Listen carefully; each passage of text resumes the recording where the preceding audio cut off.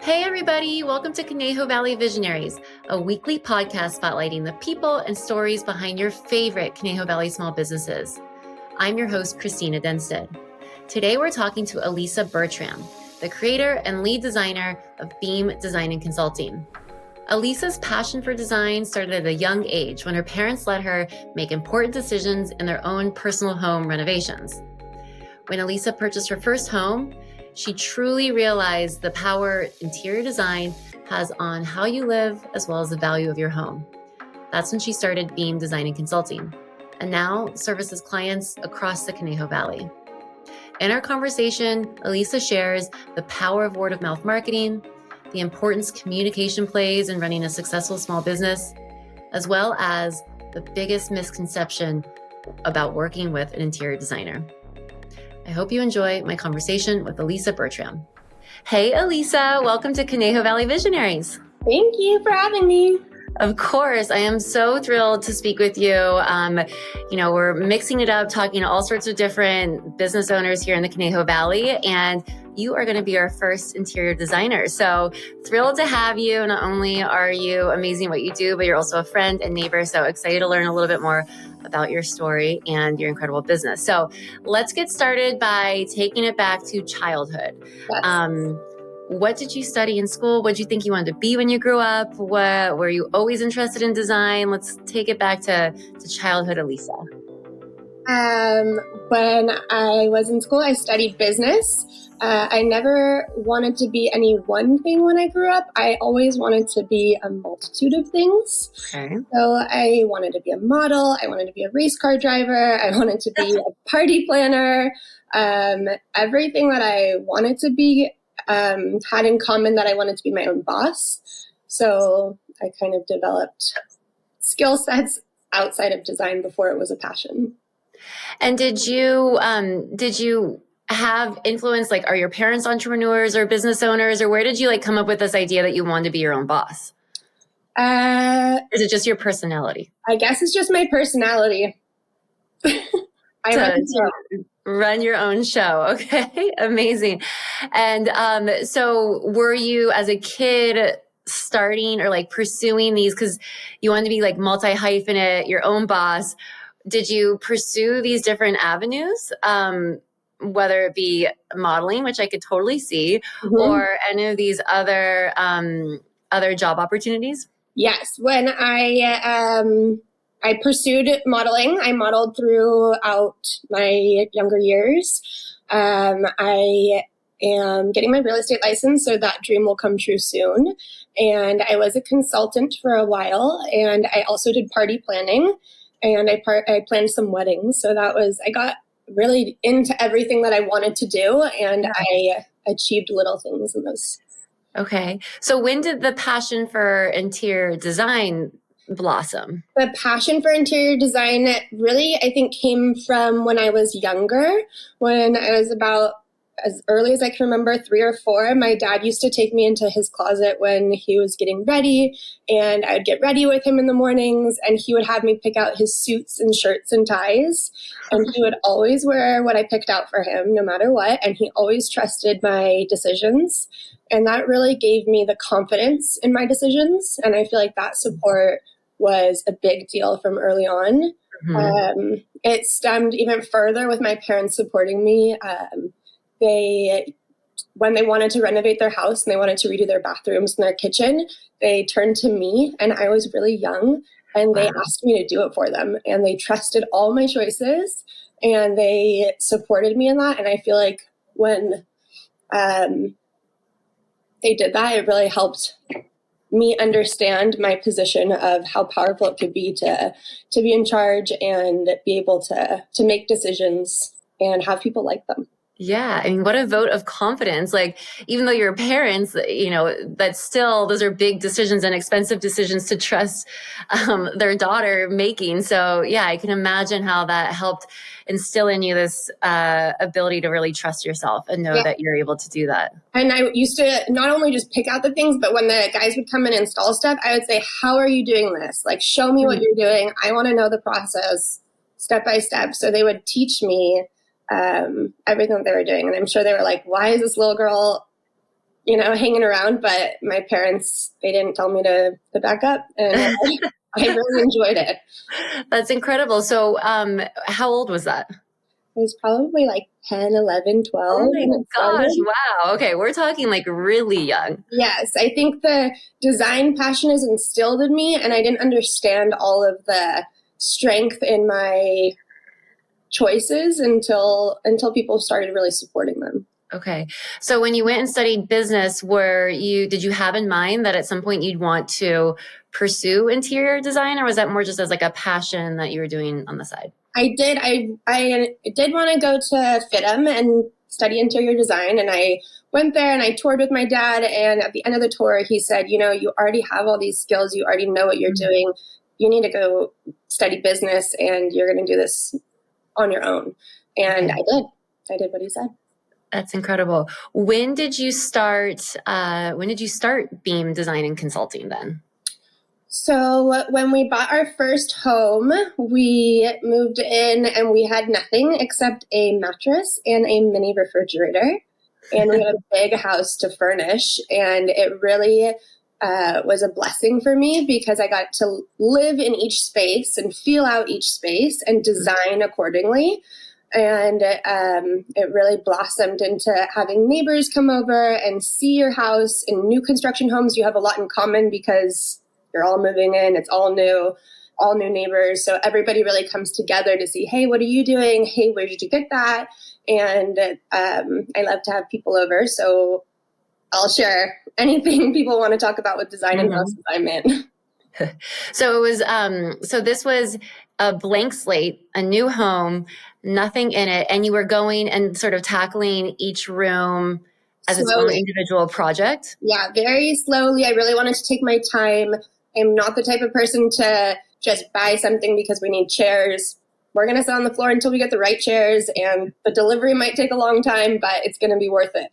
Yeah, that's so smart. And so that was kind of, you started that as your first project, and then did you officially create Beam Design and Consulting then, or was it after that house was done, or your neighbors were interested in working with you? Tell us a little bit more about that process. So neighbors would come in, and then I would start to go and design at their houses, and then it started to create Beam. And it wasn't until I really had my business plan in 2020 when I bought my second home, and that was our full fixer-upper, and that's when Beam's business plan came into place, and we were able to really blossom as a full business. As in a business. Now, so that's always my question. Did you have a business plan? It sounds like at that point you did. Was that something you had learned to create from school, or how did you come about creating the business plan for Beam? Yes, we created it. I definitely had some knowledge from creating the business plan from school, and then my husband and I, we just sat up and we sat in the living room and did it, just like you hear a lot of other first-time stories. Yeah, just like getting started. Yeah. And so and that was in 2020. So was that like during pandemic or before pandemic? Well, I guess like pandemic happened, and we had like all these parks that were part of our new construction home, but we couldn't use them with the shutdown. And so I wanted to be close to my family, and we moved just like a half hour away, closer to them. And now I have my second home by my sister, which is 2 minutes away from her. Oh my gosh. Okay. And you're local, obviously, the Conejo Valley. So with the business plan, what was your idea? How are you going to work with clients? And, what was your vision then? And is that still true now with how you operate Beam? Yes, Beam is basically, I get my clients by word of mouth, and I work with them mostly in their own spaces. So I go to people's homes and be able to see how they use their space, and then I'm able to consult them from there. Okay. And do you typically do whole house renovations or specific rooms? I imagine over the past several years since the pandemic, things have sort of evolved of how people are, buying homes and renovating, just because you can speak to this better than I can. Cost of renovating is really expensive. So what are you finding most clients are wanting at this point? During the past couple of years, a lot of people have wanted organization projects since the shutdown. That's been a big one. And now that things are reopening again, we're getting into more full remodels. I range from a small scale to a full house. So whatever you want to do within your house, I can come in and help you. Do you have a favorite one of your services, or maybe list out like the different services that you offer and then let us know which one is your favorite one? The first one is just a meet and greet. The second one is when I can come in and just, you want to do it yourself maybe, but I can give you some ideas. Okay. The third one is an hourly rate, and those are usually for my contracting jobs, full remodels. And then I'll have a fixed rate as well sometimes, where if jobs are going to go longer, then I can offer you a fixed rate, and I might not be as hands-on if it's going to be something that you're going to want to be involved or you're going to want someone else to be involved. We can work together on getting to a fixed rate. So my favorite one is the full remodels, because I usually get to use my full creativity and I really get to design or move walls or spaces. And that's what I do in my head all the time. And if I can do it in real life and see it happening, it is really fun for me. And are you still offering organization as well as a service? Yes, that's part of the hourly rate. Got it. Do you have a favorite project that you've worked on that you can share a little bit about with us? So I don't know if I have one favorite project, but I do love all the projects that give me full control. We get that. You like control. You have to work with clients and they have an idea of or they have no idea of what they want, but they know they like a certain tile or a certain color, and then they say, run with that. I can really make the space magical, whereas sometimes people don't know what they want, but they also want to have a say in it. And that type of back and forth kind of disrupts the process of creativity, and that can be a challenge. And do you have any tips that you give maybe somebody who is like that, who doesn't really know what they want? Like, is there some work that they have to do before they start working with you? Or is that part of the process to like get them there to have a better sense of like what they want? I think just communicating a lot to the client, and sometimes you have to communicate more with the clients to make them understand why certain things are certain ways or why you can't do a certain thing. And most of the time they can understand. Construction does have a lot of hiccups, but communicating with the client and making sure that we're all on the same page and the client is happy is the most important thing for me. Okay. And how many projects do you usually have going on at the same time? Just a couple at a time, because I give my full attention to my clients. Okay, fantastic. What has been the biggest challenge of running Beam? It sounds like, in my vision, it's like the timeline of right now is probably tough, with, again, 2020 and since. But what have you found to be the biggest challenge? I think I found the biggest challenge to be that the construction industry is dominated by men. Okay. And I am a young woman, and I come in and I'm telling these men what to do, and they think I don't know what I'm talking about, later to find I'm in charge. And that can be a tough pill for them to swallow. So less about you having the challenge of communicating, but more on the other side, them accepting it. Yes, I think people see a pretty face and they don't think I have all this contracting knowledge, and then they find that I do, and they're surprised. Yeah. What are you most proud of with Beam? I'm most proud of my work ethic. I have been able to have Beam be really successful while usually having a baby strapped to me and another one on my leg. And I love that I can share all of this with my children. I feel like that's what makes me most proud. Okay. I know we didn't mention that you were also a mother. So living the multi-hyphenate, you've got a lot of things going on, and being able to have them be a part. Have you seen that they too are showing signs of interest in interior design? Are they telling you what to wear in the morning like you used to do to your dad? Oh yeah, they like to tell me what to wear. They have to check my outfit before I leave the house. Oh my goodness. When we decorate for holidays, they want to be part of it. They have their ideas of where things go and why it works there. And I teach a lot about psychology design with them and how things feel in the spaces, and how the space can make you feel and what you could change to change your feelings. And so they like to play with that. And you can really feel it's like a game. So what do you think one of the biggest misconceptions is about working with an interior designer? I think that a lot of people are interested in having an interior designer come into their home and design for them, but they are scared of the process because they don't know what it is. They think it's going to be a lot of money or it's too expensive. But actually, it can be cost effective and it can be really worth it for your house, the home value.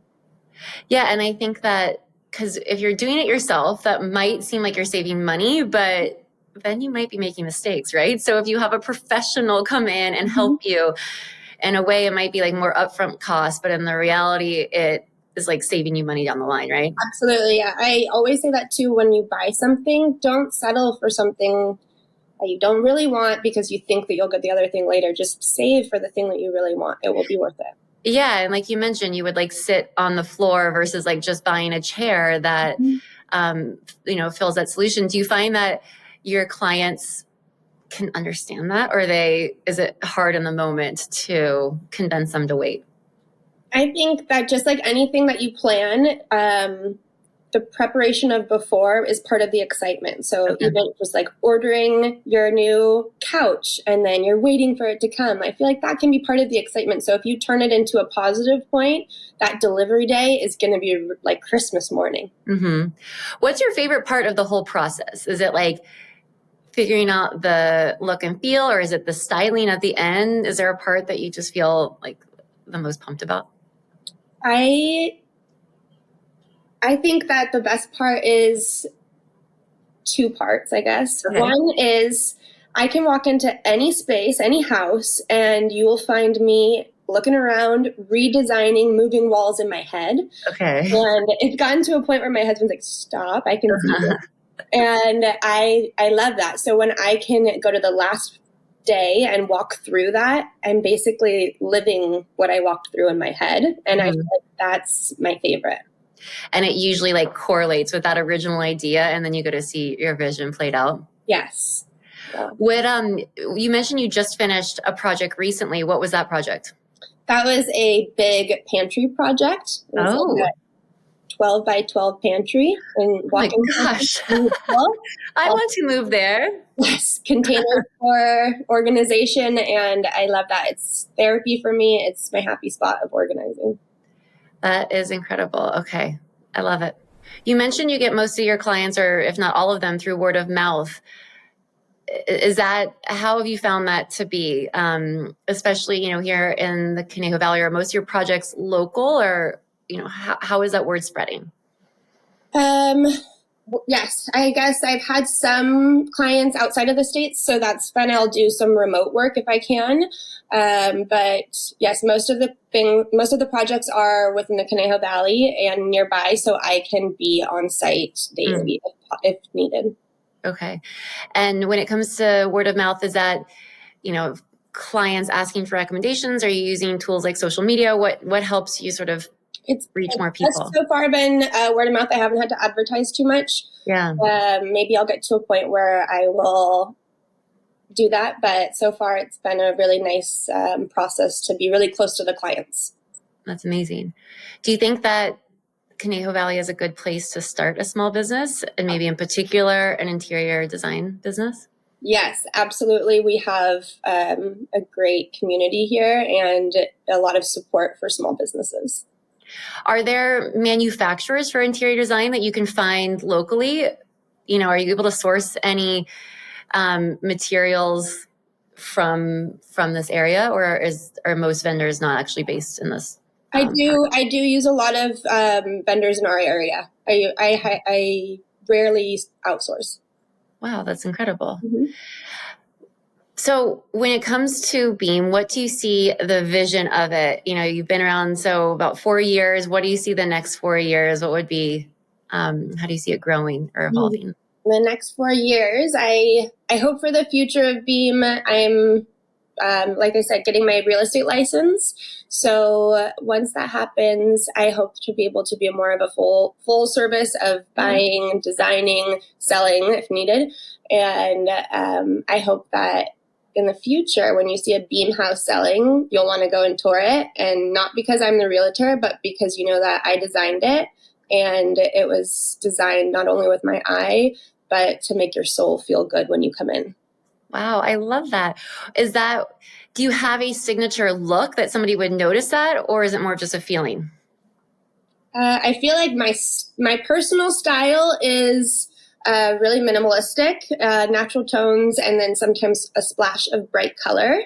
That's my signature, but I always design to the client. So if needed, I can do whatever you need. When you go into a home, I want you to just be able to feel that beam was here and that that everything was thought of, especially for families. I'm very designing based off kids and function and safety and not having to sacrifice the aesthetic of design. Yeah, I'm sure, given that you have young children, you can speak from experience about what materials work with kids and how to lay out a room to make it as efficient as user friendly as possible. Yes. Amazing. Okay, before we get to our rapid fire questions, I saw this on your website. What does BEAM stand for? I think this is cute. BEAM stands for Bjorn, Easton, Alisa, and Matthew, and that's my family. That's your family. Incredible. It shows your connection to those as you're designing, which I love. So a couple of quick rapid fire questions. So Alisa, what is your dream project location?